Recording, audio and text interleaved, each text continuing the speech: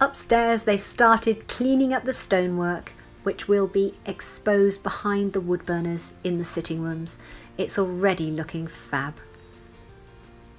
These are the inset shower controls fixed on some sort of bracket to bring it the right depth.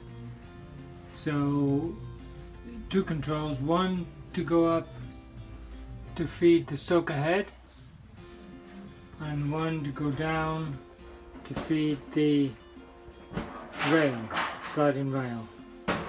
This is in the timber stud-work, which is a lot easier when I show you the stonework. This is where Rupert's been digging out the stone to take the inset valve. The stone's very hard.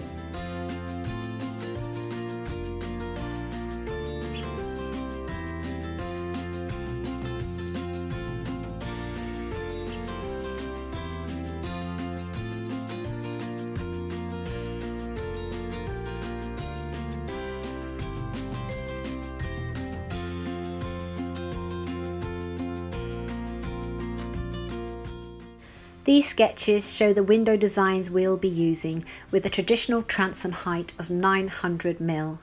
In the picture, the green strip is one of the colours we're considering.